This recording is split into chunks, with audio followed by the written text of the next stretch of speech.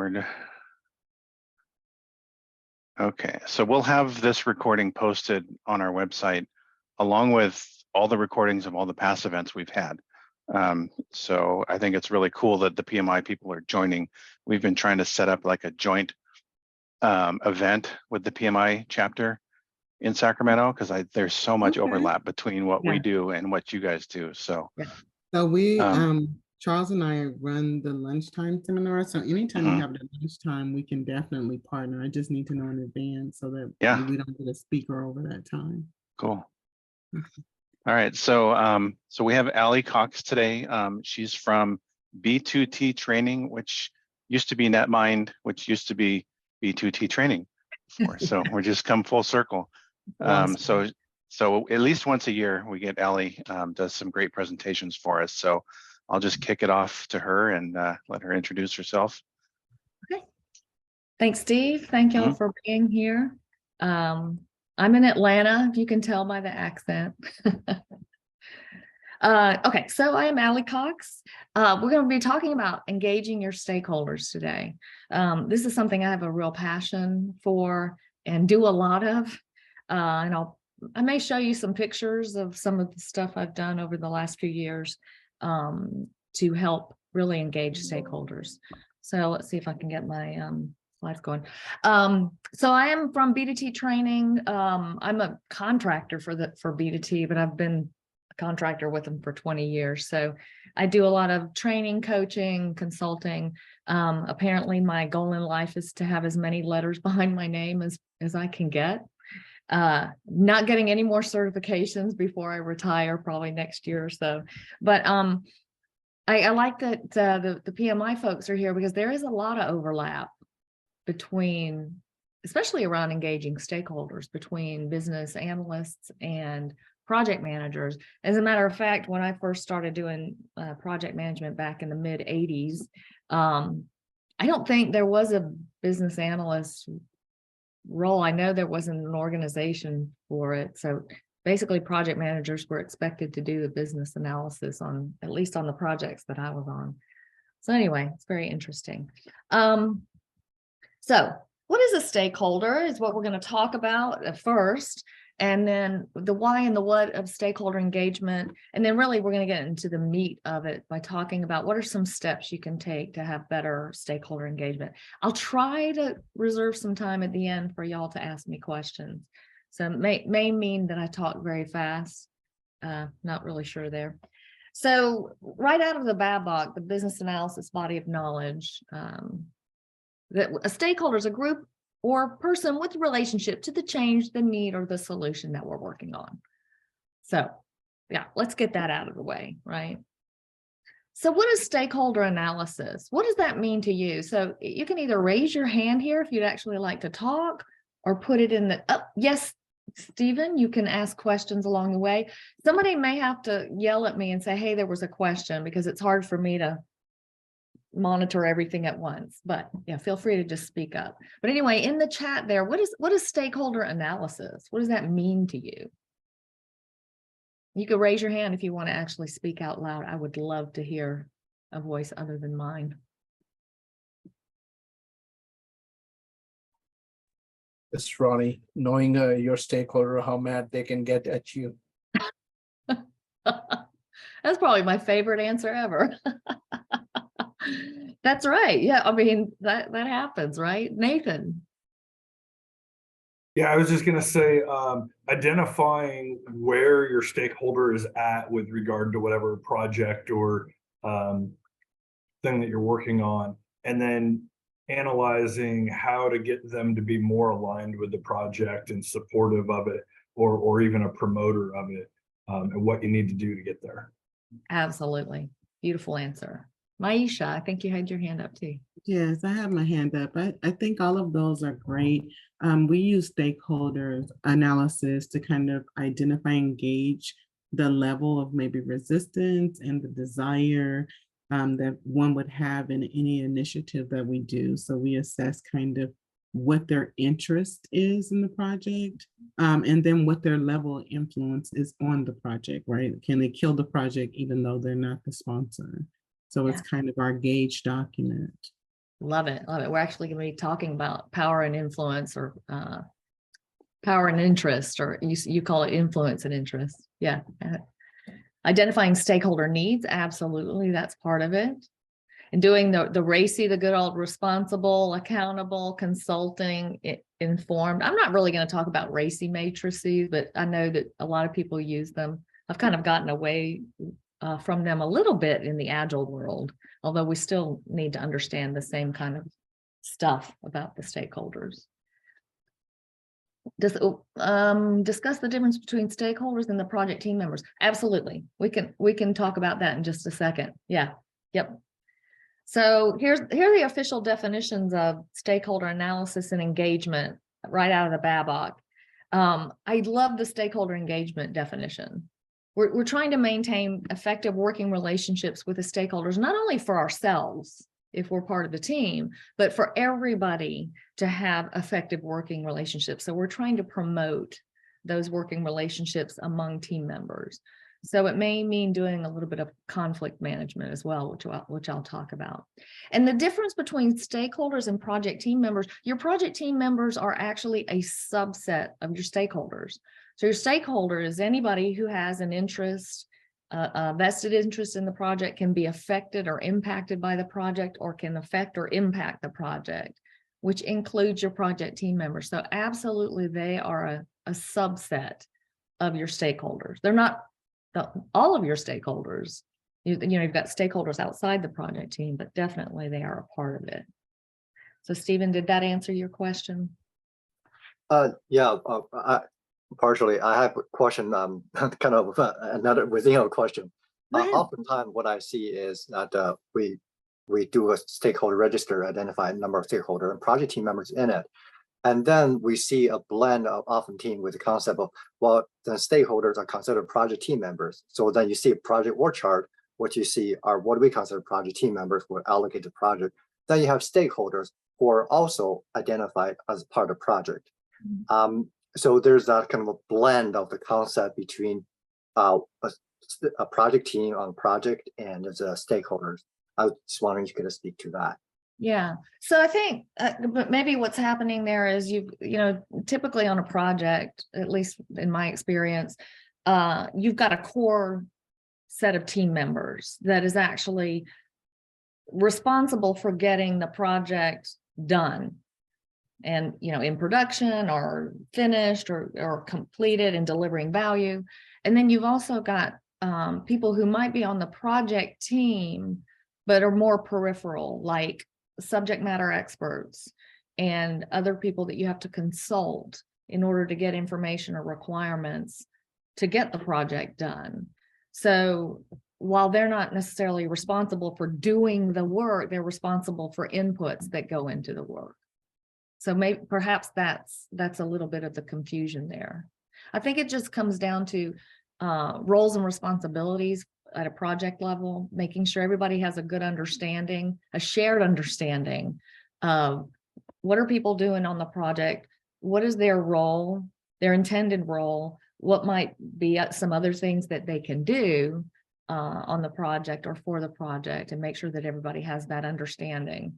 And I don't think I talk about it in this presentation, but I also think it's highly desirable for any team, no matter what they're doing, to come up with an agreement of how they're going to work together, who's going to do what's their process for working together, how they're going to treat each other, when are they going to meet, things like that go into what we call a working agreement or team contract. I like to call it an alliance within the team, so that you set those expectations really well with the team. Would it be fair to say in the realm of stakeholder management, stakeholder analysis, we're mostly focused on stakeholders who are not project team, because you have your team management plan to talk about, when interaction with team members, really. So stakeholder analysis talk about stakeholders outside project team. Yeah, I do stakeholder analysis for both. I want to understand the people who are on the project and their needs, and help them help the project be successful. And I also want to understand those stakeholders that are, more outside the team. So I do it for both. All right, thank you. You're welcome. Thank you. All right, so what does having stakeholders well engaged help avoid? Well, we really don't want to miss requirements or have gaps in our solutions. So we're hoping that engaging stakeholders well will help avoid that, or at least mitigate that risk. A lot of times I've seen when we don't have stakeholders engaged, they at the right time, especially, the project runs behind, or people just start reprioritizing projects because they weren't involved, or something more important comes up and we didn't realize it because we didn't understand those stakeholders well. I love this third bullet that oftentimes people feel isolated if they're not getting informed correctly, or they're not being involved correctly or enough, or the right way, right? They may put a dent in the project, and it might even make the project fail. So at what point do you analyze stakeholders? What do you guys think about that? When do you do the stakeholder analysis? While y'all are thinking about this is stakeholder engagement, I think is the title of the presentation. As soon as possible. I love that, Nathan. Beginning of the project, before the project starts, yep, throughout the project. You're all right during the planning stage, continuously and ongoing. Absolutely. It really isn't. It should start before the project, before a project maybe is actually a project, when it's in its infancy. To understand who should be on the project, who could be affected by the project or impacted by the project. Definitely in planning, to make sure you at least start with the right people, but it should be an ongoing process because it can change throughout the life of a project. But the stakeholders could change depending on what stage you are in the project. So we've got to make sure, you could be doing a business case, all the way from the business case until you implement the solution. You'll have stakeholder engagement. So we're going to talk about the three basic steps for stakeholder engagement. We're going to talk about analyzing those stakeholders, then planning good collaboration, and meeting their communication needs. And this is not necessarily in order, and it's also an iterative type process. So it's ongoing and iterative. So let's talk about analyzing your stakeholders. So it's not just, identifying them. Hey, there's a stakeholder, and then we're done. So that's probably the least important part of it, is actually figuring out, not always the easiest, but the least important, is to figure out all the people. But we really want to understand what their roles, and like Maisha said earlier, what their level of influence is. I've seen plenty of projects where there are people who are not necessarily in power hierarchically within an organization, but they can derail a project just because they have for some reason, they have some negative feelings about it, or some other agenda that they want to try to complete. So you have to understand, not only what their role is on the team, but within the company, and what influence they might have. Also their attitude. I think Nathan, you talked about what are people's attitudes. You got to understand those. Can they make decisions or not? Another thing I've seen happen so many times is that we don't have the people who can actually make the decision on the project, or the decisions that need to be made, or people are afraid of making decisions, which is a whole nother world.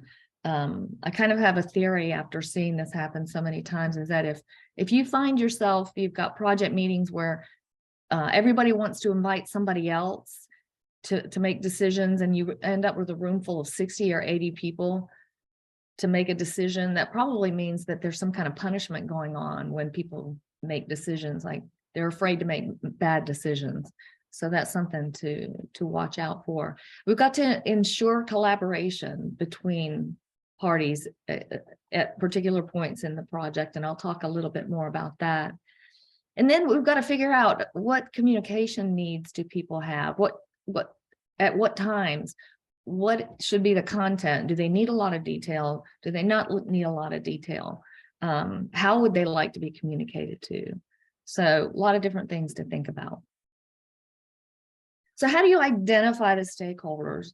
I think one of the useful techniques is to look at your requirements models, whatever requirements models that you come out with. I love visual models, so I gave some examples here of a few visual models. I use story maps a lot on my projects, or road maps with features, maybe epics and features and user stories or processes. And identifying for each one of those pieces, who's affected by that piece of the process or that feature, how are they involved, why do they need to be involved? So to start identifying stakeholders in that way. I use context models, which you see here in the middle, where it helps me identify the impacted, the parties or people, parties, systems that are going to be impacted when whatever solution we're working on goes in to production or starts getting used. So that's a great way to get people involved early, the right people involved early, because if they're the ones that are going to be impacted ongoing by this solution, they're going to be involved ongoing by the solution, then they need to be involved in the requirements and the building out of the solution, obviously. Data models can be a good way to figure out who needs to be involved in kind of a weird way. So who's using the data? What do they need it for? Do we need to make sure that, data is, who do we have to talk to make sure the data that they need is available? Are we going to have data pushed into some kind of data warehouse where we need to make sure that those people are involved so that it gets there correctly? Good old user stories. I like to look through those and see what perspectives do we have. You might do other kinds of techniques that you have for requirements, like I love to build personas to help me really empathize and understand the customer. That can oftentimes help you understand where you've got stakeholders or even segmentation of stakeholders that you need to involve and get requirements from or give information to. Any other models that you guys use that help you identify stakeholders? I mean, these aren't all my models, but anything that y'all use. You can chat or raise your hand and we can talk. Okay. We sometimes go through stakeholder brainstorm sessions, kind of get a team in a room, focus 15 minutes, 20 minutes to talk about the no stakeholders, what they do. Oftentimes it brings up other stakeholders that interact with other stakeholders and so on and so forth. So Love it. Beautiful. Anything else? Document analysis and past projects. Absolutely. Yeah. Anything else? Okay. Really no wrong answer there unless you say, I just don't do it. Okay. Another thing to think about that those models can help you with is, are my stakeholders internal to my organization? Are they external? At what level of the organization are they hierarchically? What line of business or area do they work in? Do they help run the business and deliver, sales, marketing, and operations? Are they more internal support, like customer support and HR, things like that? So really understanding where they're coming from can help you better understand how to engage them and then possibly help determine their needs as well. So, there's some projects where you have, maybe we think too many stakeholders. So this is very brief, but you don't want to have to deal with thousands of people because that's really hard to get decisions out of thousands, or, like I talked about the 60 to 80 people in a room. Really good to have some kind of primary subject matter expert, or, those of you who are on not necessarily just on agile teams, but it's just kind of a thing now that the product owners are part of maybe a Scrum team or some kind of lean Kanban team. So identifying that a person who actually has decision-making authority and is willing to make decisions, which are two different things, or can get answers to questions or decisions very quickly from whomever they need to go to get them. So I'm actually kind of doing some agile coaching to coach a Scrum Master and a project manager for a project at an insurance company right now. And we've got a fabulous product owner on the team that she's a little bit shy and still not quite sure of herself sometimes, but she's really good at figuring out who can get the answers to the questions if she doesn't know them, or if she's not sure if she can decide on it. And so that's very effective. Kind of have to coach her on it sometimes, but works out really well. Another thing we'll want to do is, and probably the most important thing to do about your stakeholders, especially the ones that are close to the project, is to figure out what their characteristics are. I'm not going to read these lists to you, but we've got some objective characteristics, like how much knowledge do they have about the subject matter, what decision-making, like I talked about. Perhaps even more important are their subjective characteristics. Are they committed to the project? Are they easy to work with? How formal are they? How formal do you have to be with them? What's their learning style? Because to be able to communicate with people well, you have to understand how they learn, because that's how they digest information. So do they need to talk through things? Are they more auditory? Do they need to be able to visualize what you're talking about? So do you need to present them with graphics or models or even text? Are they kinesthetic? So do they need to kind of, work on things and get their hands dirty in order to understand it? Or they are some kind of combination of those things. So we really have to have a good understanding of that, and it's hugely valuable to understand that if you're working with your stakeholders. I'm trying to keep up with the chats too. Should the characteristic, oh, that's a great question, Stephen. Should the characteristics be part of the register? Not usually, because that can get kind of, what's the word I'm looking for? Somebody can help me. That can get kind of touchy. So I might have their area of expertise on the register. And their role on the project absolutely can be on the register. Best communication vehicle, that's fine. But a lot of the subjective characteristics, I wouldn't necessarily put on there. So just be careful with that. I've had plenty of times where I've kept my own register for my own purposes, or notes where I'll put some of the more touchy subjects on it, because I don't want to hurt anybody's feelings. Okay, so I think Maisha very nicely brought up earlier the influence versus interest. I call it the power versus interest, but it doesn't really matter. So you've got to understand, like, what is the power that a person has, or the influence that they have within the organization, and what is their interest in what's going on in the effort or the project that you're working on. So, you can have people who have a lot of power or influence and are very interested. Those are the ones that want to know what's going on with the project constantly. Want to hear whether it's good, bad, ugly. They want to know really what the truth is of what's going on with the project.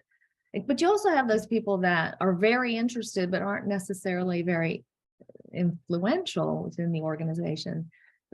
To me, you still want to keep them highly informed and involved, because number one, they can become influential at any time. And also, if they're interested, they can be good champions of what you're trying to get done. So it's good to keep them involved, and if they want to help, let them help. That's my theory. If they got high power but they don't really care, you just want to do enough to keep them satisfied. And then low power, low interest. I don't have enough time for the other three parts of the quadrant. So I don't really worry too much about that lower left there.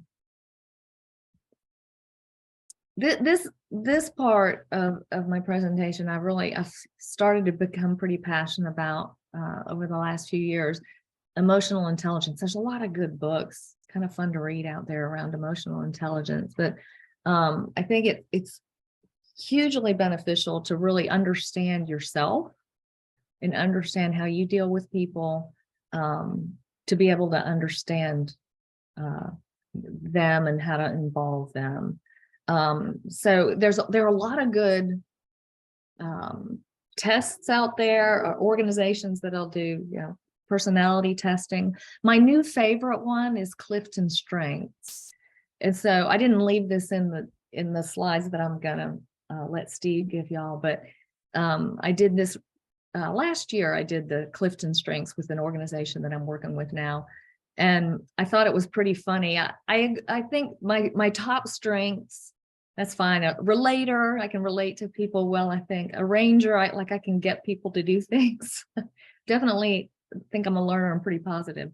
And I understand I can look at people as individuals. What I think is really funny is on the bottom of my list, I'm supposedly a business analyst and project manager, and consistency and discipline are on my low level. But if you knew me very well, you say that makes sense. And focus, I lose focus very easily.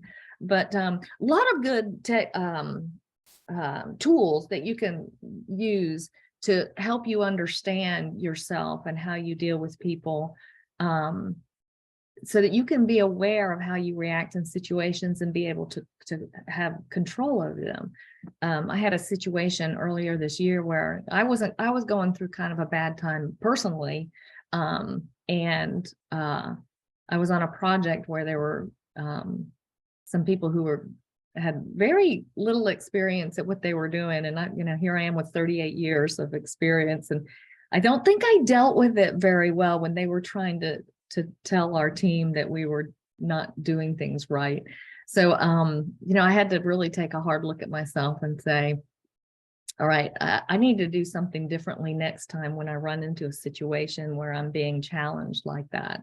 So anyway, it's human, I assume, but I love this quote from Forbes, though, that 90% of top performers are considered to be highly self-aware. It really helps in dealing with people to understand yourself first. So if you haven't done one of these lately, I would recommend it. I'm not going to read this to you, but I included a few questions in there that can help with stakeholder engagement. So let's talk about step 2 in here. I'm glad, Rosanna, that you love Clifton Strength. Yeah, I thought it was great. Let's talk about planning collaboration. So there are a lot of different ways that you can plan out what you've got to get done in the collaboration. We're all busy these days, so you really do need to plan if you want to get, especially if you need to collaborate with a group of people where you have to get them all together. It's hard now to get on people's calendars. So you might list out your stakeholders and start to understand what do I think the deliverables that we're going to have to produce within the life of this project or effort are going to be, and start tagging those people to say, hey, we need them here, we need them there. Like on the project that I'm on now, it's we're rewriting a claim system, and we've got points in time in the project where we need the accounting folks involved. And so, we warned them up early, and then as their stories are coming up that we're going to work on, I'm starting to ping them and say, okay, when can we get together and look at these features that we've got to work on? So, they have enough time to think about it and research it on their end and be ready to collaborate. So really good to plan ahead. And I love planning visibly with the team. I use a lot of Kanban boards in my work, and some of them are sticky notes on walls in rooms. Some of them are in Azure DevOps, some in Jira, some in Asana. So, you might do something like tagging work items where you're going to be engaging certain stakeholders or stakeholder groups, color coding them, something like that, so that you understand when you've got that work coming up.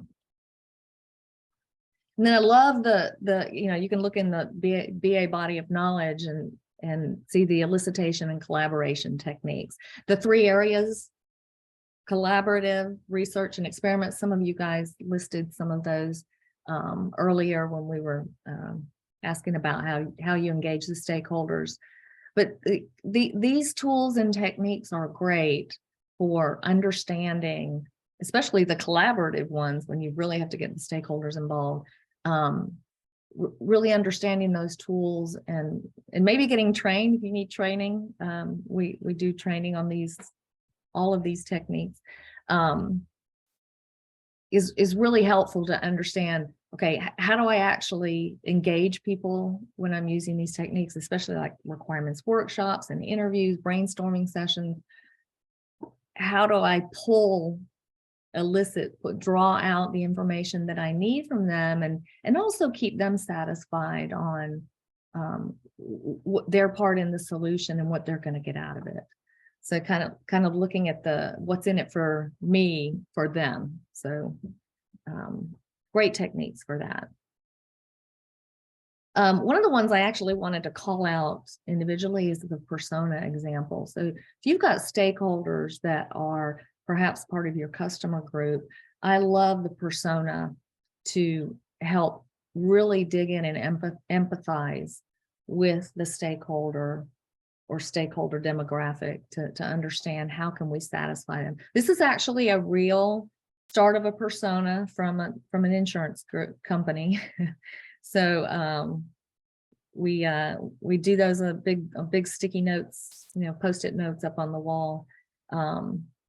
Great, like I said, great way to empathize with the stakeholders. So how do we facilitate collaboration? I think the number one thing you have to do is make sure that everybody's on the same page and has a shared understanding of what they're trying to achieve. What is their goal? Use a lot of active listening, which means you're not just hearing, but you're digesting the information and making sure you're getting feedback on what the conversation or the information is about. I love self-organization. I really don't believe much in hierarchy, even though I've said the word hierarchy a couple of times in here. But especially if you're working with stakeholders, you want to make sure everybody feels comfortable and that they're willing to speak out, even if they're managers in the room. So I try as much as possible to set the expectation that at least when we're talking about certain things, everybody's a peer, everybody's equal, all opinions are welcome. And I didn't put it on this slide, but I think it's really important also when you're planning to get people together to collaborate, that you have a diverse audience, a diverse set of opinions. I think that's key. We want to facilitate teamwork. So injecting fun into what you do is really great. So if you need ways to do that, I have a lot of good games that I play. I don't know if you noticed on my my introduction slide, but I'm actually a Lego Serious Play facilitator. So I use Legos in some of my workshops and trainings. So really good way to get people engaged and having fun. All right. So let's talk about the third step. I'm just going to check time here real quick. Meeting communication needs. So I think we all know that effective communication is crucial. So how do you achieve that? I talked a little bit about that, really understanding how your stakeholders understand information. So their learning style, I talked about that. Making sure that you're communicating regularly and not overloading people with communications, but making sure that you're meeting their needs. And I just check with people to say, hey, are we giving you enough information? Do you need more? I'm actually going to a board meeting next Monday morning where we're going to present some information about a project that's going on. And I always check in with the board and say, what do you guys think? Do you need anything else? Do we need to hone this communication that we have with you to make it more effective. So just getting that feedback is really important. I'm not afraid to ask. I would rather somebody tell me to my face that I'm missing something than to hear it later. So crucial. And we have to manage challenges with stakeholders.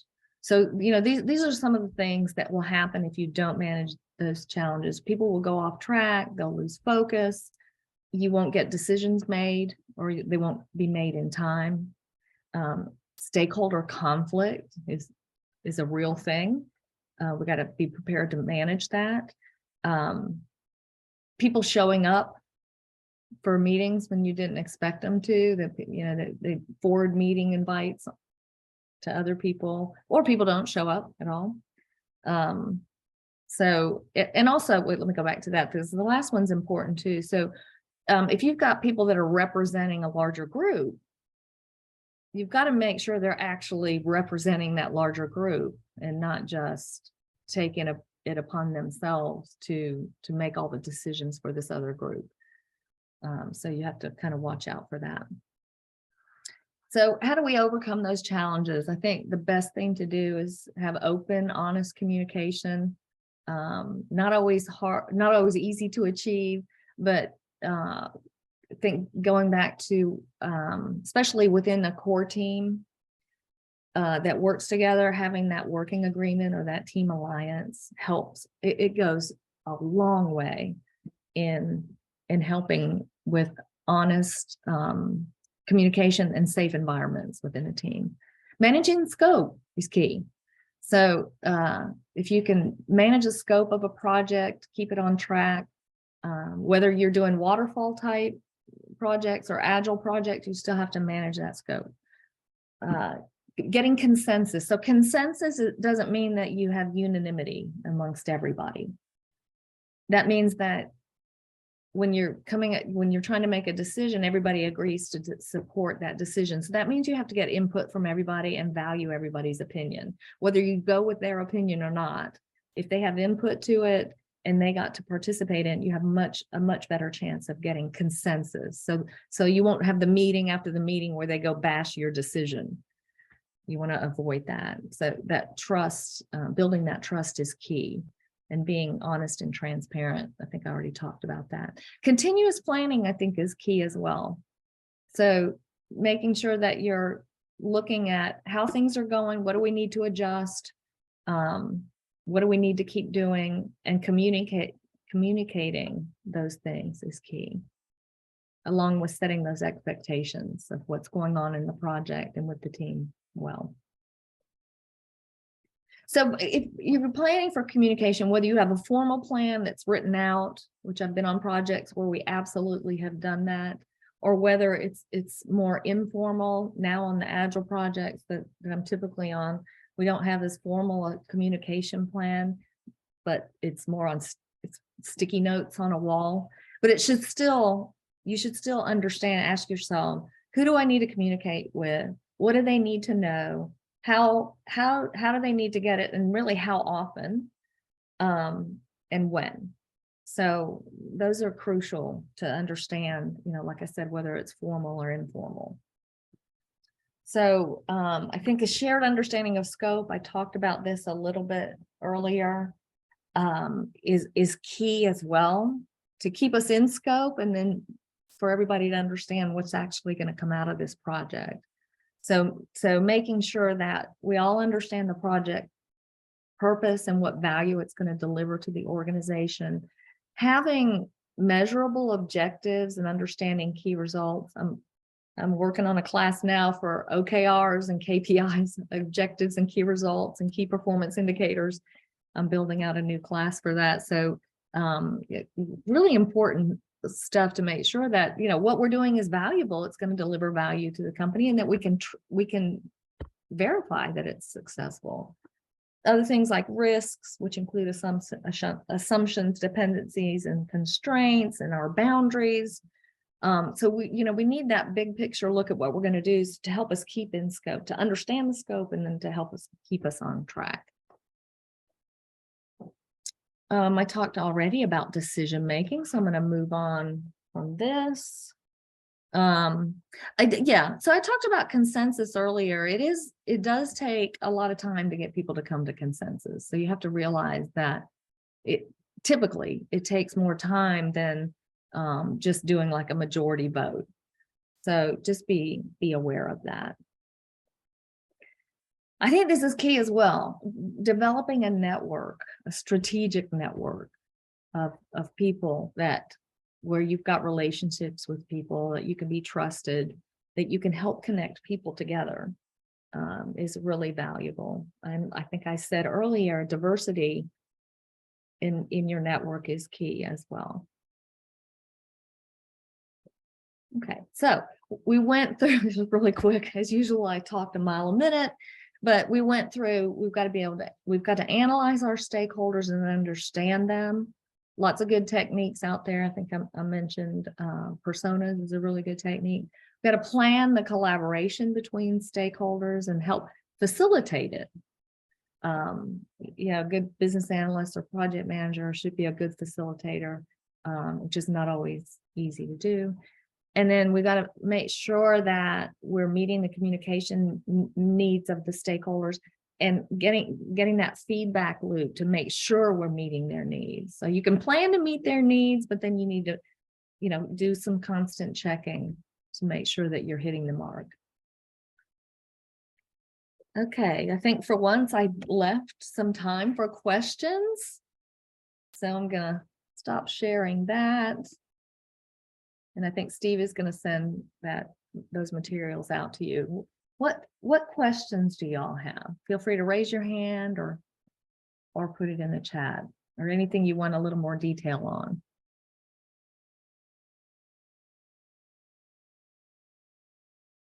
on. Thanks, Pam. I appreciate that.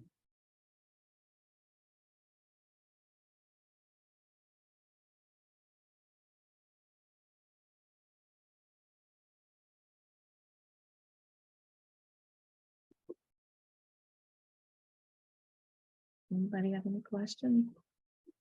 Everybody's hungry.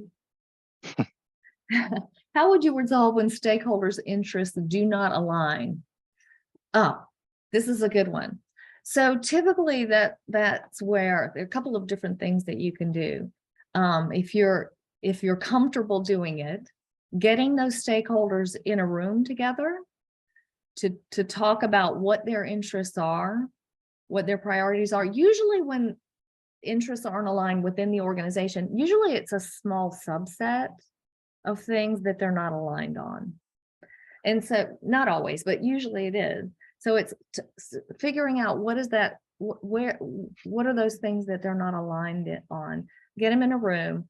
I've done things like do pros and cons of each thing that they're talking about like up on flip charts or up on a board, and have them come up and discuss, okay, what's the pro of your opinion? What are the cons and for the other opinions as well? But really facilitating good, calm, productive conversation is the best way to get people to align their interests, or at least to understand each other, start to understand each other, so that if their interests aren't aligned, it's not an ugly situation that it ends up being. I find that, most people are fairly reasonable once they hear each other out and talk through it. And if you're in the same organization, they really should be headed toward the same goal. If you have to, you can get the company's strategies or vision up there and say, which of these are best meeting the company's strategies or goals or vision? How do your interests align to those? And so sometimes that kind of calls people out when they're a little bit off. How does the Lego thing work? I love that, Christian. So there's actually a method called Lego Serious Play, where you can use Legos to help groups of people do things like determine company strategy, understand risks. I actually want to show this picture. Let's see if I can get it fast. I was at St. Jude Children's Hospital before the pandemic, where I was helping their HR department grew so fast that they had trouble keeping their customers satisfied, which were the employees of St. Jude. So the doctors, the researchers, the nurses, the hospital workers, the janitors. I mean, just everybody, they were having trouble just keeping up with their responsibilities as human resources. And so we did a Lego serious play. Sorry, I'm trying to share my screen and talk at the same time. We did a Lego serious play session where we did customer journey. Oops, I don't think I'm sharing yet. We did customer journey mapping, and that's a whole nother technique that you can use to empathize with your customers. But we did it using Legos. It was a really cool insights that we got out of that. So anyway, if you want more information about that, feel free. I think my email address y'all will have. So feel free to email me and I can send you some information on it if you like, but that was pretty cool stuff. If you can't get in the room for a workshop, what are some other options? That's a great question. Rosanna, other options for getting their interests aligned? Was that part of that question?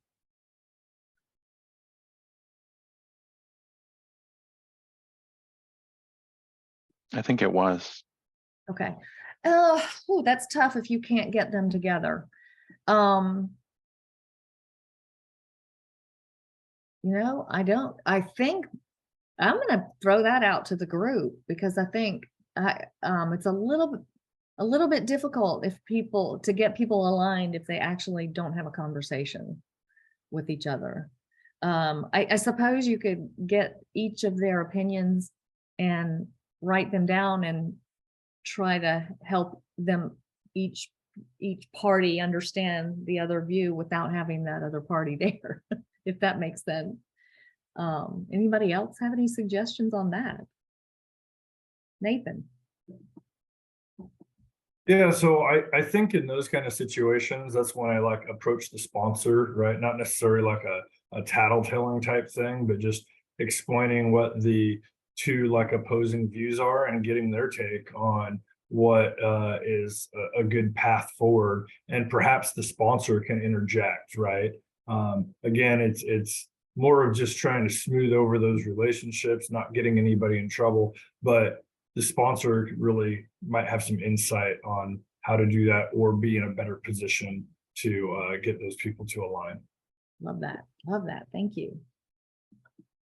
All right. How do you address the situation where a stakeholder, perhaps the sponsor, says they will represent another stakeholder and we can exclude that other stakeholder, usually external or a senior executive? I'm assuming that they say they'll represent them, but they're not representing them. So yeah, that's a tough one. So I would have a conversation with that stakeholder, even if it's the sponsor, and say and just lay it out and say, I feel, I don't ever say you're not doing this, but I say I feel like maybe we're not getting all the information that we need from whoever, those people that you're representing. Is it possible that we can get them in a room, or that I can talk to them individually to, get whatever information it is that we're missing? It gets tough if they say no and they're a senior executive. Then I would go back. I usually take the what we call intelligent disobedience approach, where I would lay out the risks of their behavior and say, well, these are the possible consequences of, if this is going on and we don't get these are the possible consequences. Usually that works. So anybody else have any suggestions on that one? Because that's a tough one too.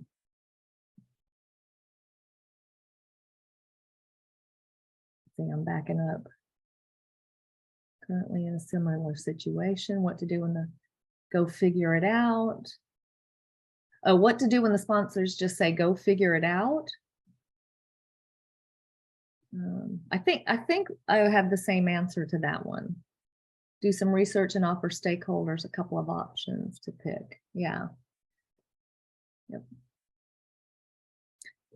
Sometimes sponsors know more about the dynamics and I need to trust their judgment. Yeah.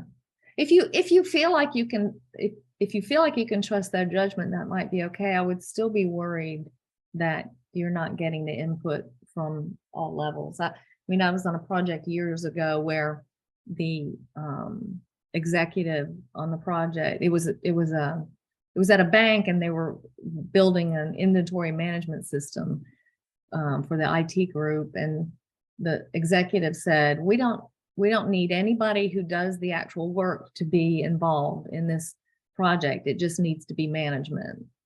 And I fought against it as hard as I could. They continued on ahead of it. I think I was the methodology consultant on that project, but they basically had to start up. They end up firing that guy and started up another project, and they brought me in as the project manager. I said, look, it's pretty simple. The people doing the work are the ones that need to be involved as well as management. And, you know, it wasn't rocket science. So yeah, if you trust the sponsor, it might be good. If you can see they're headed in the wrong direction, I would try to fight it. Right. Anything else? Yeah, I have tough questions. That's a good challenge for the afternoon. I love it. All right. I don't see any others, Steve. Yeah, I think we're good. I'll just want to thank you again. There's a lot of thanks already in there, but I think this was a really cool session. A lot of good interaction. I'll have the recording online probably by later today. I didn't mention this before, but everybody that's here is entered into a raffle rather than just do the raffle during the session just because we have little time. So we'll do that. And then I'm going to send out a survey on what you thought about this event, and everybody that takes the survey, we're going to raffle off 2 of the books that you just published, the Business Analyst for Dummies books. So we'll get that out there too. Love it. Hopefully So it's I will. helpful. Yes, so I'm going to go ahead and hit stop recording. Thanks everyone for joining. I really like that the PMI group joined. Hopefully we can do more of that in the future. But if anybody